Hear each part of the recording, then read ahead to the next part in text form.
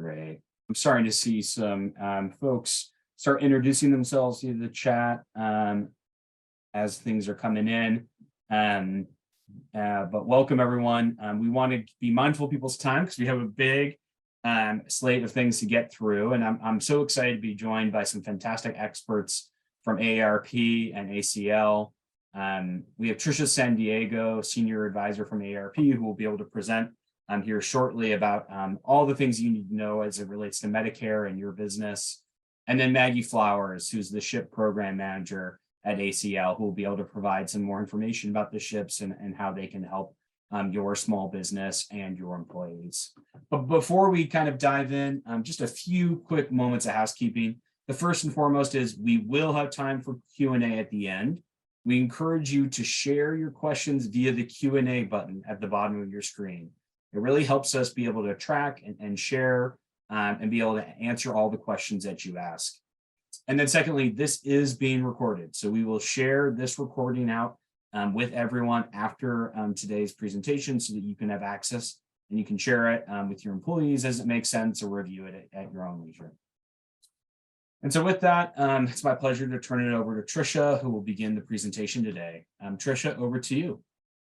Thanks, Colin, and thanks so much to everyone, and appreciate seeing sort of where everyone's joining us from all over. So really appreciate the time that you're taking to learn about Medicare 101 for your business and for yourself. Hopefully this will equip you with the nuts and bolts of Medicare so you feel confident kind of getting a firm understanding of sort of the basics of Medicare. A little bit about me, I'm Tricia San Diego. I'm a senior advisor on AARP's caregiving and health team, where I educate on topics such as caregiving as well as Medicare. My background's in health education, public health, and I've been with AARP for over a decade now, and really grateful for the opportunity to be speaking with consumers, with employers, with audiences of all kinds in order to help people feel empowered and learn more about some things that can be difficult at times, things like caregiving and Medicare. Next slide, Colin. We're going to talk today about the basics of Medicare. Like I mentioned, sort of the nuts and bolts of what the Medicare program is. And then I'll shift talking about how you can educate your employees on Medicare. An overview of promising practices to educate your employees on Medicare. Many people didn't think that they could play a role in helping your employees sort of make a decision when they become Medicare eligible, but you do have a role that you can play that can help. We'll also give you resources and tools on where to send your employees for more information. That's important because I think your role is going to be more in that sort of referral state. We're not asking anyone here to become a Medicare expert and answer all the individualized questions that you may get. In fact, much better to refer to sort of trusted, reliable resources on Medicare. Next slide. So some of the common questions that you may have or what we have heard that we're going to cover today, things like what is Medicare? What is covered? When should I enroll in Medicare? What happens if I don't enroll, which is really important because there are some penalties that are in the form of cost that you want to pay attention to. How will Medicare work with my existing health care? Employees nearing Medicare eligibility are going to have questions about Medicare, and you may be just someone that they turn to. Perhaps you've never received any questions on it, but we just want to make sure that you're prepared so that you at least know where to direct people to, or maybe you can provide sort of that basic knowledge that you learn about it so that you can encourage them to sort of take more action to learn more about their situation and help them make the most informed decision. Next slide.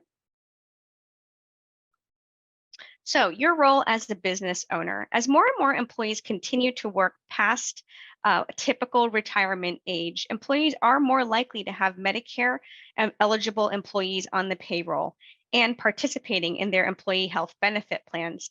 If you've not already been asked questions about Medicare, you likely will in the future, as we're seeing so many more people kind of stay in the workplace and be engaged.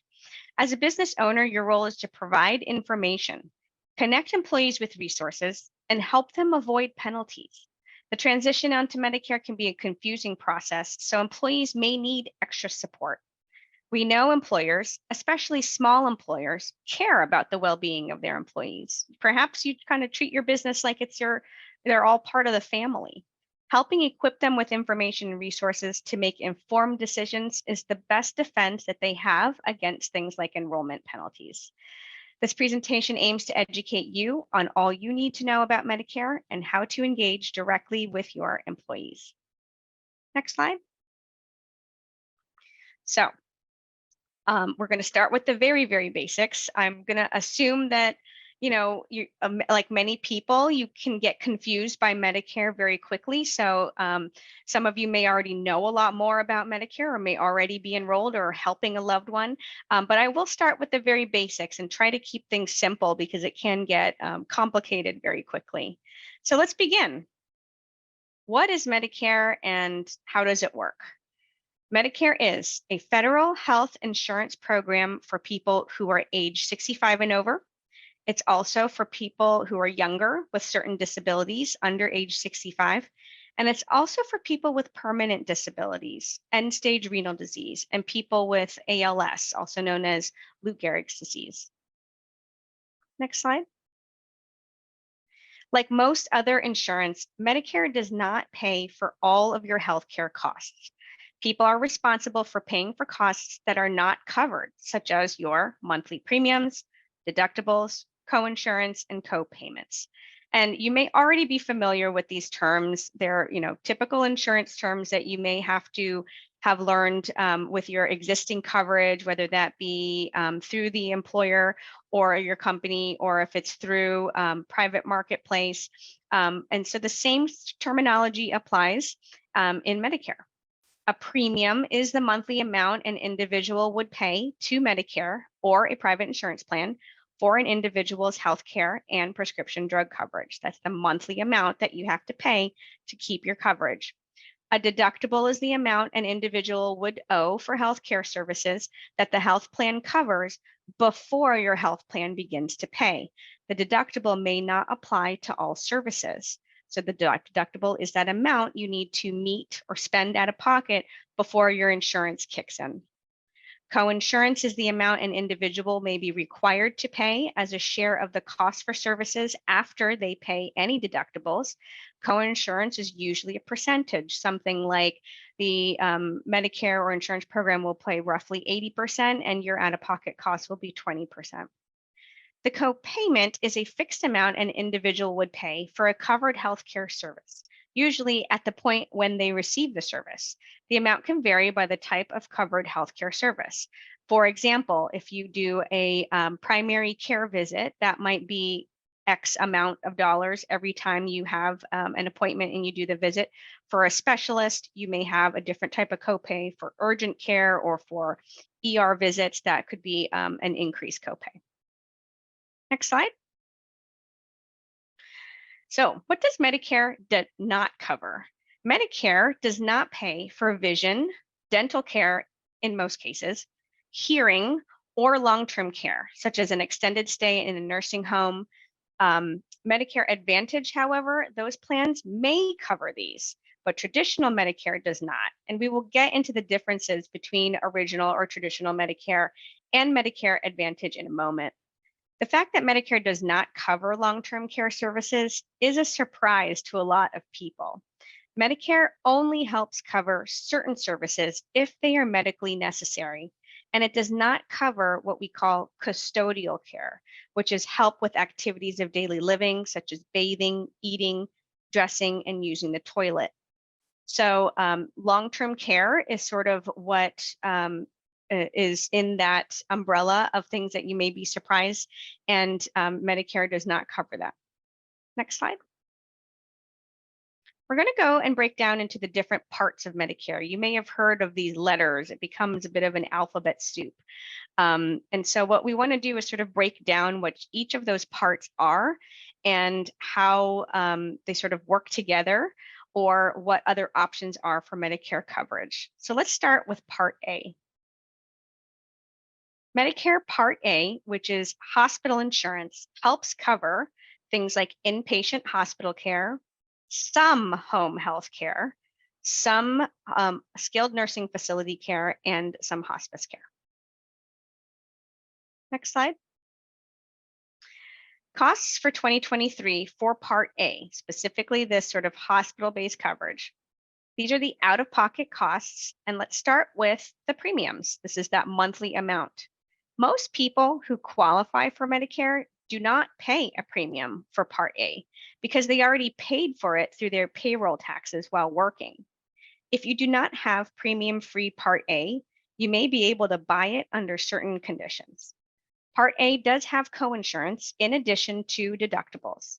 There is a deductible of $1,600 in 2023 for inpatient costs for each benefit period.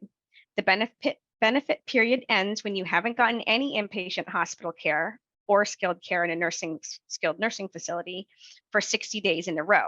If you go into a hospital or skilled nursing facility after one benefit period has ended, a new benefit period begins. Next slide. So let's go now to Part B. Part A is hospital insurance, Part B is medical insurance. Part B helps cover a portion of the cost of doctor visits. It will cover outpatient hospital services, durable medical equipment such as wheelchairs, walkers, hospital beds, for example, rehabilitation therapy, laboratory tests, x-rays, some mental health services, and some preventive services to help maintain your health and detect problems early when they are at a more treatable stage. Let's go to the costs for Medicare Part B medical insurance. If an individual enrolled in 2023 is in Medicare, their premiums are costing $164.90 per month. Those with higher incomes, those are individuals earning more than $97,000 a year, or couples who earn more than $194,000 a year. Your premiums actually go up. Those are sort of income related. It's like an income related monthly adjustment that kind of tacks on to the standard monthly premium. The annual deductible for Part B in 2023 is $226, and the co-insurance amount is roughly 20% for most services. Next slide. So we're going to talk about Part C, which is not really a part of Medicare. It's actually a whole other alternative option or pathway on how you can get your Medicare coverage. It is an alternative to original Medicare. It's also known, Part C is also known as Medicare Advantage plans. Medicare Advantage plans are private health plans offered as an alternative to original Medicare. They are provided by Medicare-approved private insurance companies. All Medicare Advantage plans must include Part A and Part B. In most cases, they will also include prescription drug coverage, Medicare Part D, which we will talk about a little bit later. They also may sometimes include sort of extras, things like vision or hearing or dental that are not typically covered by original Medicare. There is something to note that if you do have a Medicare Part C plan, it may limit your ability to purchase a supplemental plan, which is called Medigap, in the future. So something to consider when you're first making your choice of which pathway you're going to get your Medicare coverage for a given year. Next slide. Let's talk a little bit more about how Medicare Advantage works. Medicare Advantage plans are available in most parts of the US, but you must live in the plan's area to receive services. You must choose from the plans available in the area and sign up directly. Medicare Advantage plans pay for the same healthcare services as original Medicare, but they also might pay for additional healthcare services. This is the extras that I mentioned, things like vision, hearing, and dental. In most Medicare Advantage plans, you can only go to doctors, specialists, and hospitals on the plan's provider list. You have to stay in network. Plans may limit coverage or provide no coverage for out-of-network providers. You may also have to follow the insurance company's rules, things like requiring a referral before you see a specialist. So make sure you understand how Medicare Advantage plans work before you join. Next slide. Now let's go on to Part D coverage, which is prescription drug coverage. For me, I like to remember it D for drugs. It helps cover some of the costs of prescription drugs that an individual picks up at the pharmacy. Part D plans are run by Medicare-approved private insurance companies. To get Medicare prescription drug coverage, you must join a plan run by an insurance company approved by Medicare. If an individual is eligible to join but do not join, there could be a late enrollment penalty specifically for Part D. So Part D plans are something you actually have to actively shop for and select and make your choice on which Part D plan works best for you based on your drugs that you take, your healthcare needs, sort of what cost range you're looking for per month. Medicare Part D is provided by standalone Medicare prescription drug plans that offer drug coverage only, and by Medicare Advantage plans that offer coverage for both prescription drugs and healthcare. So if you have original Medicare, you'll have Medicare Part A and B, and then you would have to optionally, if you need drug coverage, purchase a Part D plan separately. The alternative is if you have Medicare Advantage, also known as Part C, most likely the Part D sort of prescription drug coverage plan is sort of all in one already included with the Part A and Part B coverage that must be part of the Medicare Advantage plan. But you always have to do your homework, do your reading, and triple check. Next slide. We're going to talk about the costs for Medicare Part D now for 2023. The benefits and costs do vary based on the plan that you pick. So there is some shopping around that you need to do. There is typically a monthly premium, a deductible, co-payments associated with Part D, unless you qualify for special assistance, some financial assistance programs that help pay for those costs. Same thing with Part B. Based on your income, if you make more money as an individual or a couple, then you will have to pay a higher Part D premium. For individuals earning more than $97,000, and for couples, if you earn more than $194,000 a year. For 2023, the standard benefit for Medicare Part D includes a $505 deductible. After meeting the deductible, you are responsible for 25% of your covered Part D prescription drug costs until your total spending reaches this initial coverage limit, which in 2023 is $4,660. I know that's a lot of numbers that we've thrown out on these cost slides, but just wanted to give you a sense of what costs are. Of course, when you're making your Medicare decisions or when you're helping your employees make their decisions, you want to point them to all the tools and resources so they can sort of compare all these numbers and really find out the true costs for their plans. Next slide. So going back to those two different pathways of how you can get Medicare coverage, here's one slide where I'm trying to just kind of show the difference between the two. So original Medicare is also known as traditional Medicare.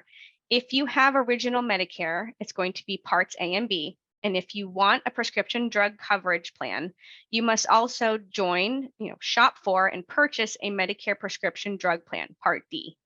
If you don't join Part D initially and don't have drug coverage, but then you want to join later, you may incur a fee. Medicare Advantage is that bigger gray triangle. Medicare Advantage is also known as Part C. These Medicare plans are offered by private insurance companies and typically include Parts A, B, and D, all under one plan. Let's go into the next slide. So, original Medicare is fee-for-service. It consists of both Part A and B and covers many, but not all of your healthcare costs. In general, it pays about 80%, that's that coinsurance, of your covered medical costs after you pay your Part B deductible. Because Medicare does not cover all your healthcare costs, some people consider buying what we call a supplemental plan, a Medigap policy. That's another term for it, supplemental, MedSup, Medigap. You can only get a Medigap policy if you have original Medicare. You cannot purchase a Medigap policy if you go with Medicare Advantage or Part C. People with original Medicare can go to any doctor, hospital, or healthcare provider who accepts Medicare, and that includes about 95% of physicians. Now, not all those doctors may be accepting new patients, so you may not be able to get in, but in general, you have more choice in your selection of providers who accept Medicare. If you have original Medicare and you want to get prescription drug coverage, again, you must choose, shop for, join a Medicare Part D prescription drug plan. And the best way to shop for a Part D plan, we'll show you some tools that Medicare.gov has on their site, but it really is about evaluating your current list of prescription drugs and then seeing if the plan that you're thinking about purchasing covers those plans, those drugs.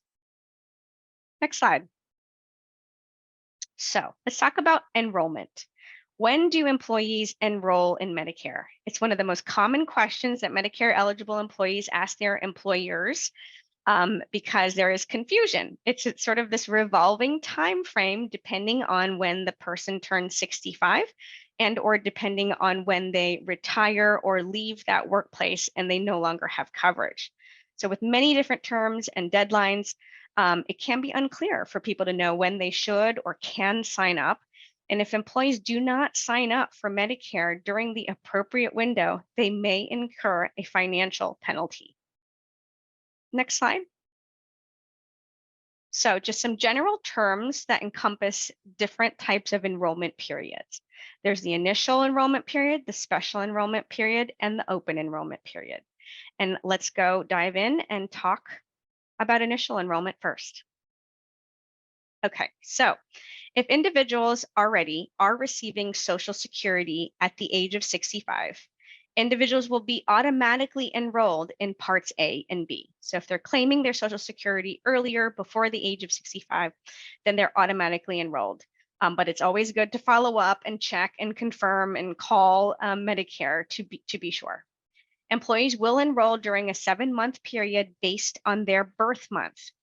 And this is what I was talking about, that sort of revolving period depending on when they turn 65. They're available to start 3 months before the month of their 65th birthday. They can enroll during the month of their 65th birthday, and they can enroll in the 3 months after their 65th birthday month. If they don't enroll in Parts B and D when you are first eligible, you may face financial penalties later when you do not enroll.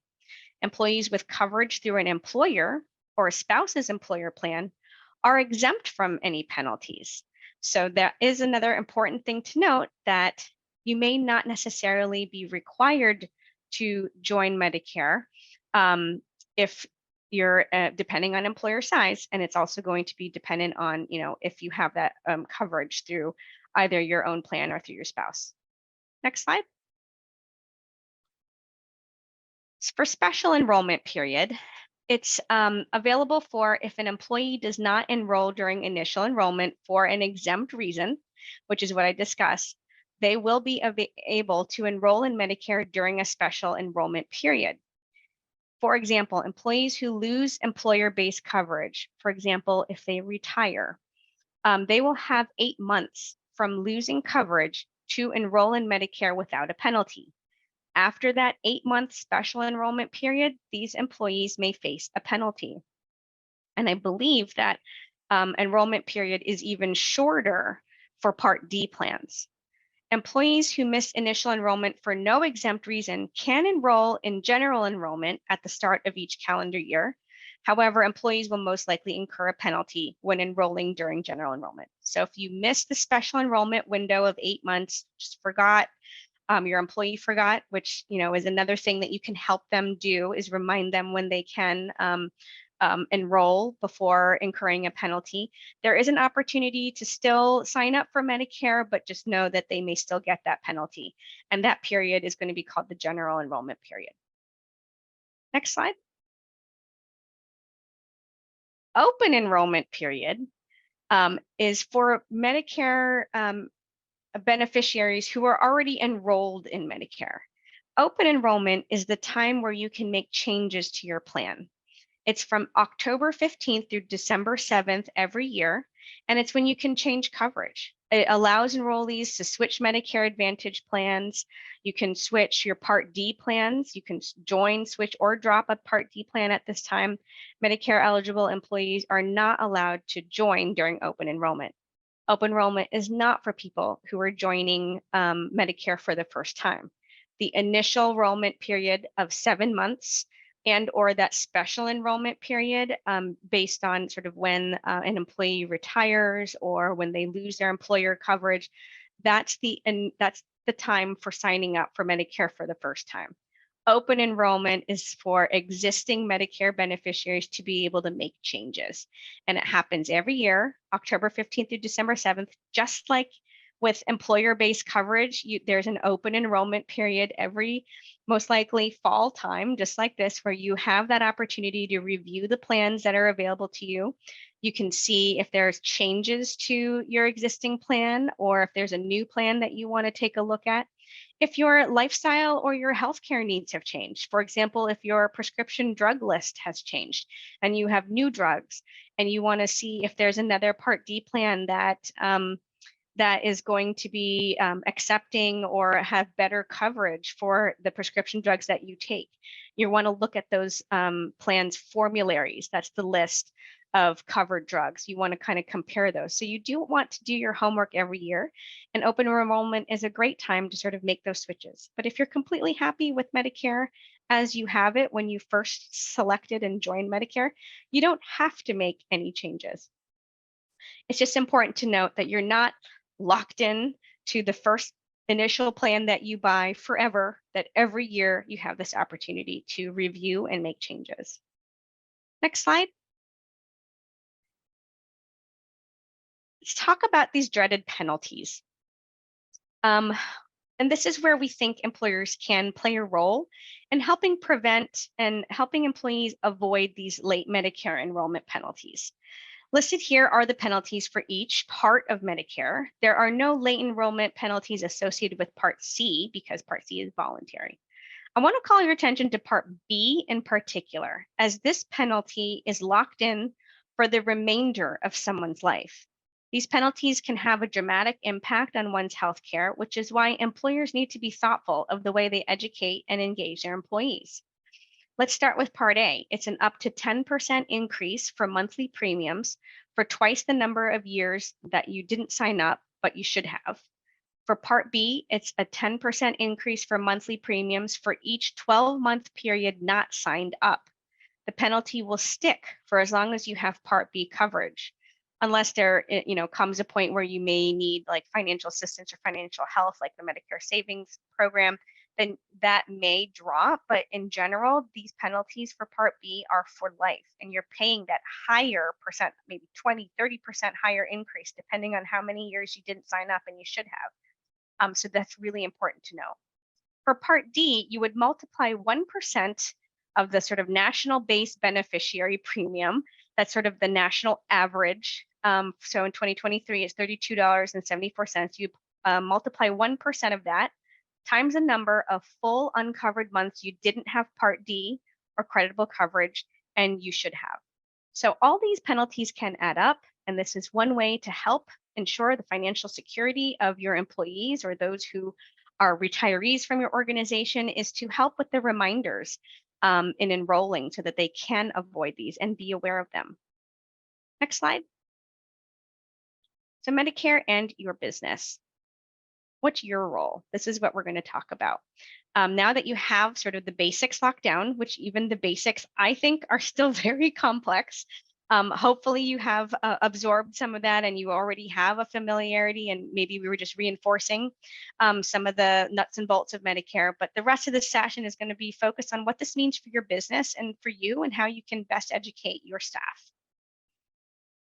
So I talked briefly about employer size. It does determine the Medicare requirements on whether or not an individual has to enroll in Medicare or whether they can be exempt. How Medicare interacts with existing employer coverage is determined by employer size. For large employers, the work-based coverage is the primary payer, with Medicare then would become secondary coverage. For small employers, it's the opposite. Some employees may not know how many employees work at your company, so be sure to indicate to your employees whether or not your business is classified as small. Since Medicare is the primary payer for small employers, Employees at small employers must sign up for Medicare, or they will have a gap in benefits, and then they'll also have to incur that financial penalty. Employees is counted as 20 full or part-time employees. So employer size matters. If you are a small business owner and you're sort of less than that 20 employees that are full-time, then the people who were on your health plan, if you offered one, are going to be required to sign up for Medicare.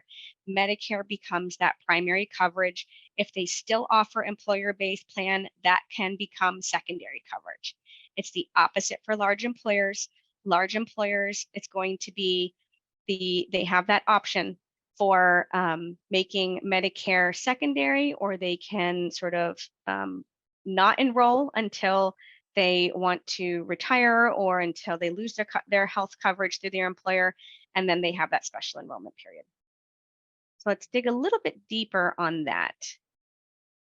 Here are the common scenarios that employees will choose. Since Medicare is the primary payer for small employers, failure to enroll can result in uncovered medical expenses, and the vast majority of employees with small employers will enroll in Parts A and B during initial enrollment.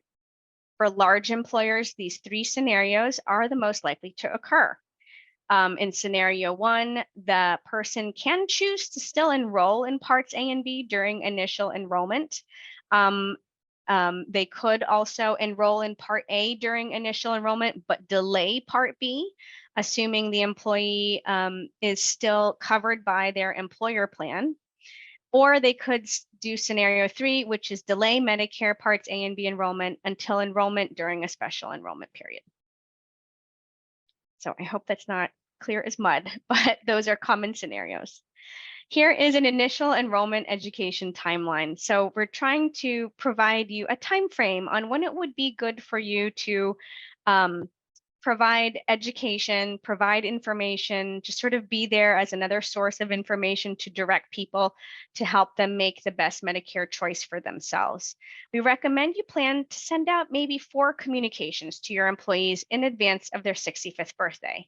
The first communication can be just a general primer about 6 months in advance of their birth month. This letter, you want to be sure to discuss the basics of Medicare. Maybe they don't have any understanding of the nuts and bolts of Medicare, and this would be a really good time to teach them. As soon as their initial enrollment period opens, send the second communication with educational materials.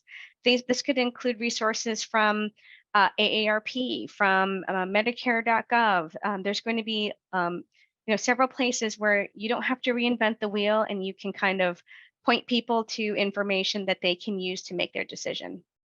During their birthday month, be sure to share a list of these sources again and provide guidance. There are many brokers who spend their day trying to talk to new Medicare enrollees. These brokers vary in quality, so caution is encouraged when engaging with them. Finally, a month before initial enrollment closes, sort of one last hurrah, one last time, one last reminder, give them a chance. You want to avoid those coverage gaps as well as those financial penalties. So here's one more you have one more month to enroll kind of a thing. As an employer, you have a responsibility to help educate your employees on this transition. Is it a requirement? No. Is it a nice thing to do? Yes. And I think it will help your employees as they make these coverage decisions. If you can imagine, having that extra nudge, that reminder is certainly something that can help. This can be a confusing and frustrating process for many, so the extra support is always encouraged. Next slide. So the threefold approach to engaging your employees on Medicare, we talked about that timeline for clear and consistent communication. We want you to focus on referral, on referring employees to trusted and reputable sources of information. We are not asking you to provide guidance or advise your employees on which plan to buy or choose, unless that's what you do for a living and you're very qualified and understand the ins and outs of Medicare. You don't want to direct them to make the wrong choice by providing, advice that might not be the best for them. So you want to point them to sort of third-party trusted and reputable sources. Then you want to educate employees about Medicare prior to their eligibility. How can you do this? AARP is happy to come to your organization or provide a virtual webinar custom maybe to your staff. We can do this very session where we provide a Medicare 101 overview, or if there's another topic that you're interested in. This is all part of our social mission aspect of our work at AARP. And I was actually just speaking with our other speaker, Maggie Flowers, who said, hey, maybe we can work together and partner with the SHIPs, who you'll learn a little bit more about, to offer sessions to educate your employees about Medicare. And the thing is, Medicare information is not just helpful to those who are about to enroll or who are about to retire. It's very helpful for all the caregivers that we know who may be in your organization caring for a loved one while they're doing their paid job. I know I navigate a lot of my father's Medicare coverage for him. And so this is just good information to know just to get more socialized. So if you're interested in that, please be sure to send a message in the chat or reach out to Colin, and we'd be happy to offer that to your business. Let's talk about those resources. We kept saying, hey, provide lists of resources to your company, to your staff. Where do you even get those resources? Well, we'll provide a brief overview of some of the main ones to go to. Of course, the first one I'm going to go to is going to be Medicare.gov. If your employees have a specific question about their own Medicare benefits or plan, Medicare.gov is the place to go. Or they can call Medicare directly at 1-800-633-4227. If they have questions about the choices of plans, they can also visit the state health insurance program, which we will talk a little bit about in the next slide, and Maggie will give more information. That's also a wonderful resource. Remember, to get the most out of your Medicare coverage, you want to review your benefits to learn what Medicare covers and what it does not. Next slide. Another trusted information source is going to be the Medicare Rights Center. They are a nonprofit. Their website is medicarerights.org. We at AARP do work with Medicare Rights Center on various different projects about Medicare, and they're a good trusted source of information. And then I'm going to pass it over to Maggie to talk about the SHIPs. I referenced them, but they can really help you with those Medicare choices. Maggie? Yes, thank you. I'm excited to be here. Thank you for having me. I just want to share a little bit about the federal agency that administers the SHIP program, and then talk about how you could partner with the SHIPs and get in touch with them. So the Administration for Community Living, which is a division of the Department of Health and Human Services, manages the State Health Insurance Assistance Program, or SHIP. So that's a lot of acronyms I'm about to toss at you, so I'll do my best. ACL, the Administration for Community Living, was created around the fundamental principle that all people, regardless of age or disability, should be able to live independently and fully participate in their communities. We use person-centered approaches to services, offering a range of community-based services through a network of state and local partners. ACL programs help older adults and people with disabilities find supports and services that they need in order to successfully live in their communities. Services such as Medicare education and counseling, like what we're talking about today, meals at home or in community centers, activities at senior centers, transportation, assistance with medication management, are only a small sample of services that our networks provide. You can learn more about the full range of services offered by ACL at acl.gov. Next slide, please. SHIP, or the State Health Insurance Assistance Program, which I should note may be known as something else in your state. Some states use other acronyms like SHINE or SHIC, but overarching, if you Google State Health Insurance Assistance Program and look at our locator tool, you'll be able to find the folks that work in your community. So SHIP is a community-based network of counselors who provide assistance in person and by phone. They make group presentations and use a variety of media to help educate people about Medicare. It is a national program and offers one-on-one assistance, counseling, and education for beneficiaries themselves, their families, and caregivers to help them make informed decisions about their care and benefits. There are 54 ships, one in all 50 states, Puerto Rico, Guam, the District of Columbia, and the US Virgin Islands. And ship services are delivered by either the State Unit on Aging or the State Department of Insurance, and partner with their local area agencies on aging and other community-based partners. Nationally, SHIP oversees a network of more than 2,200 local sites and over 12,000 team members. This includes staff, in-kind professionals, and volunteers. In addition to SHIP services, many of our grantees also provide senior Medicare patrol services, which help Medicare beneficiaries protect, detect, and report healthcare fraud, errors, and abuse. SHIP recruits and trains both volunteer and in-kind team members to provide services. Our team members are highly trained and certified to assist people in obtaining coverage through options such as Original Medicare, Medicare Advantage, Medicare prescription drug coverage, and the Medicare supplement. So they can help with pretty much every facet of Medicare if anyone on your staff is asking questions. Next slide, please. So to get in touch with your local SHIP, I'd encourage you to go to shiphelp.org or call 1-877-839-2675, both of which are on the slide here. That will take you to a website hosted by our SHIP Technical Assistance Center, which serves as a central source of information and expertise and technical assistance for our network. They also host the SHIP Locator. So to partner with the SHIP in your community, visit shiphelp.org, select the SHIP Locator on the page, and then navigate to your state. And there you'll find the direct information for contacting the state level entity that can connect you with your community SHIP. And that is it from me, I believe. Thank you for having me. Thanks so much, Maggie.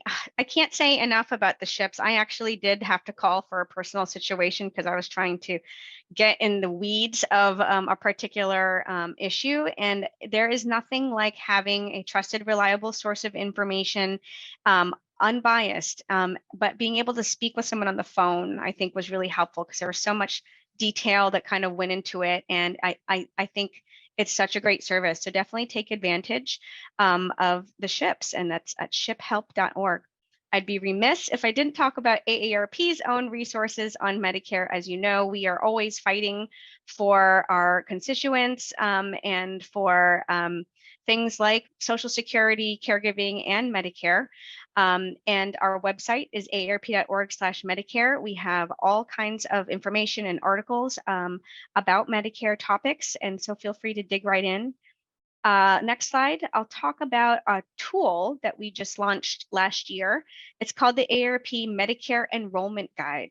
So if you want a little bit more hand-holding with your initial enrollment, this is a step-by-step guide to really help you digest all that is Medicare. Give it a shot. Just sort of plug in, if even not for yourself, if you're navigating for someone else, this Medicare enrollment guide is very, very useful and easy to use. As I mentioned, it can get confusing and overwhelming at times very quickly when you're trying to disentangle all the different parts and the alphabet soup of what Medicare is.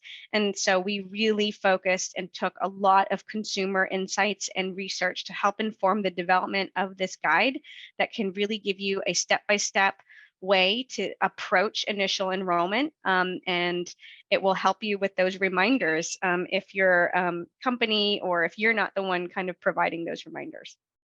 Next slide. In addition to sort of the offering that we have for all of you as business owners or those who are self-employed or those who are attending this for yourself, we would love to help you with sort of a Medicare 101 education session to deliver to your employees. So that's one thing that you don't have to do, that you can simply just offer up AARP. Again, this is all part of our social mission arm, and it's really just to give that foundational knowledge about Medicare.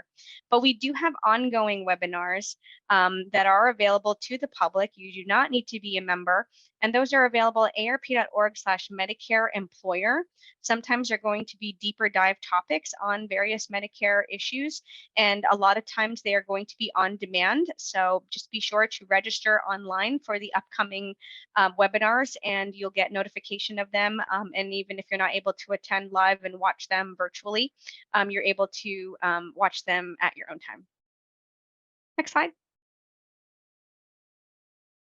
So in conclusion, we hope that we helped you get a good understanding of Medicare basics, that foundational knowledge about the nuts and bolts of the Medicare program. If not for yourself, then sort of what you can do for educating your employees on Medicare. You may not have realized that you could have a role that you could play that would be very helpful to your staff who are approaching Medicare eligibility, or who are about to retire, or who are navigating Medicare for a loved one. But you do have a role, and we hope that it's not a big lift, and that with our partnership together and collaboration, feel free to leverage the resources that AARP has for you, as well as the SHIPs.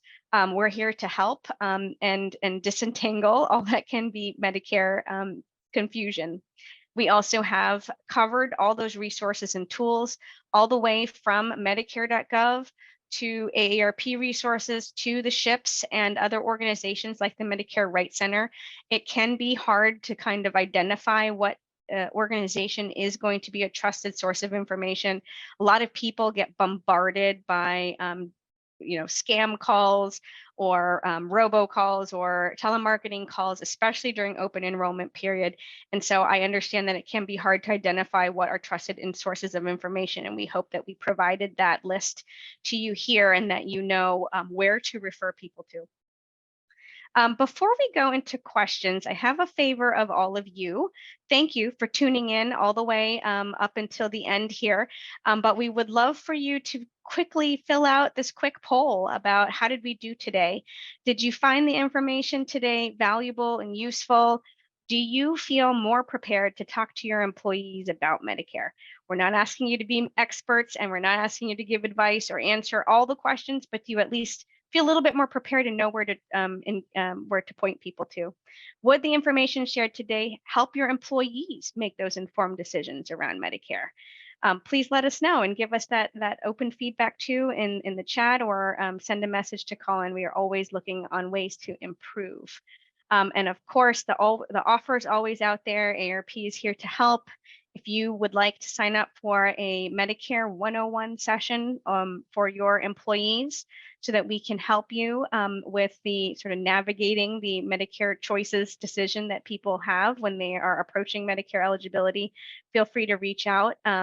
You can, drop in the chat a request or send a message to Colin. Now, let's go into the questions. Colin, what do we have? Oh, great. And I see a few questions that have been asking about some specific situations. And, Trisha, I think I would echo some of the things that you said, which is if you have kind of specific questions, go talk to your local SHIP. Use the resources that we provided here earlier and reach out. That's what they're here to do, is to kind of be able to provide that individualized help and resources, because we want to make sure that you have a chance to actually talk to someone who has that information. Trisha, would you agree?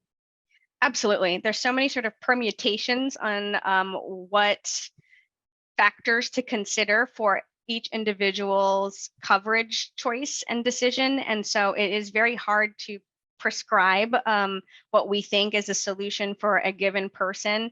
It's important to kind of have a better understanding of all the details kind of going into that person. And that's exactly what I think the SHIPs are for, to help kind of talk through and provide that information. So again, that website, Maggie, correct me if I'm wrong, shiphelp.org. You can find your local SHIP, I think based on state, and then you can find the phone number to call, or if there's another contact information, you can get that information there. And I think they'll definitely be able to provide help in that situation. Okay, great. And we got one question coming in here about, they hear a lot about open enrollment. It's definitely something that people know when they think about Medicare. Is that the right time for them to sign up, or does it depend? Great question. It is confusing because they all the different enrollment periods have the word enrollment in it, and so you assume it's about enrolling for the first time. But open enrollment is for existing Medicare beneficiaries, those who are already enrolled and who are making a change. That happens October 15th through December 7th every year. Medicare tends to be top of mind during that time. As I mentioned, a lot of people end up getting a lot of marketing calls or mail or emails asking about, purchasing their Medicare supplemental plan or Advantage plan or prescription drug plan. And so oftentimes they look like they're, authentic and they're coming from, a third trusted sort of third party source, but sometimes it's hard to distinguish. They make it really hard, and it could even go so far as them being fraudulent or scams. So you do want to go to those trusted sources of information when you're shopping around, and you do shop around to make changes to existing coverage during open enrollment. If you're signing up for your first time, that's that 7-month revolving window around your 65th birthday. You are exempt from signing up for on your 65th birthday if you are going to continue with your employer-based coverage. You're allowed to continue with your employer-based coverage as primary, depending on the size of your employer. If you work for a large employer, you most likely will have your employer-based coverage and stay with that. And that will be your primary coverage. You have the option to add Medicare secondary if you want, or you can delay enrollment until you lose that coverage. Great. And we did get a question about penalties and what happens if your employee doesn't sign up. I was wondering if you can just kind of quickly provide an overview for that. And then I think there was another specific question about Part B that I don't know if you had a chance to look at. So the question is about who will get penalties if they don't sign up in time. So you're exempt from those penalties if you work for a large employer and you can delay your Medicare coverage. That's 20 or more employees, I believe. And if you don't sign up during the special enrollment period, when you lose your coverage, let's say if you worked for a large employee, you kept your employer-based coverage, you delayed, you have an 8-month window to sign up for the special enrollment period. If you don't sign up during that time, then you will incur a financial penalty after that. But you do have the opportunity to sign up for Medicare so that you don't sort of extend what your penalty could be. And that's going to be during a general enrollment period. If you work for a small employer, you do have to sign up for Medicare when you're first eligible at 65, and Medicare will become primary coverage. If you continue to have being offered a employer-based plan, that plan won't pay anything unless Medicare pays first. And so you do need Medicare coverage initially, but you will incur a penalty if you sign up too late. Great. And I know we have a few other ones come in, but kind of beyond sharing resources, are there other ways for employers to educate themselves and their employees about Medicare? Absolutely. I did have the websites. I talked about webinars. AARP also has things called teletown halls where you can it's like a radio show. You can ask questions and we will try to answer them to the best of our ability.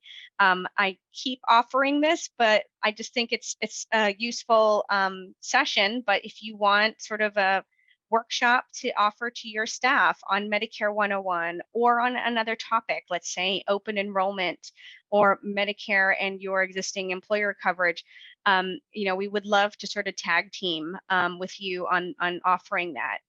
Great times to do those kinds of sessions, of course, would be anytime, because at any moment someone is turning 65 and probably faced with trying to figure out what this decision is.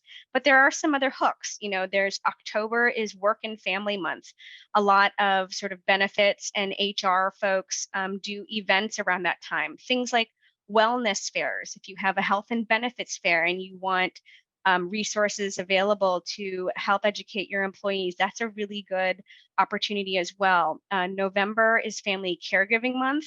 Caregivers who are trying to navigate Medicare is another audience to think about, because many of us are doing that. But again, October 15th through December 7th is when many people are likely to be bombarded by a lot of Medicare in the news and in the media and in phone calls and mail and that kind of thing. And so that could be a good time because Medicare is already top of mind. So there's, timing is one aspect, but we're here to help you. And again, this is all part of our social mission arm. It would be sort of the basics of Medicare or another topic that you're interested in, and then we can direct and refer people to SHIP for very specific questions about their own individualized circumstances. Well, I know we have a few questions in the chat, but I do think we're mindful of everyone's time. But we just appreciate everyone being able to join us today. And Maggie, I know saw you were replying and answering a few questions there for folks, but definitely reach out to your local SHIPs, reach out to the resources that we mentioned. I know we got a few questions about, will this be shared out? Yes, we are sharing a recording of this presentation and all the links that we mentioned via email afterwards. So go ahead and be on the lookout. We'll share that hopefully later this week, but we just appreciate everyone being able to join us today and being able to be part of this conversation. And we're just thankful for the time. But before we close, Trisha, Maggie, any kind of final comments or thoughts? Just thank you so much for your time today. I know it's a lot to kind of carve out an hour to kind of dig deep into a topic that you may or may not be very familiar with. It may not always be the most exciting topic for everyone, although it is for me. I do appreciate your time and your willingness to learn about how you can help others, how you can help your staff, how can you can help your family members. And I think this is a great sort of first step, and we'd love to continue to engage with you all. Be on the lookout for future sessions that we have to offer. But thank you so much, and thank you especially to Maggie for coming in and joining us today and providing that great resource on SHIP. Maggie, did you have anything else? No, just thank you. Echoing everything you said. Thanks for having me.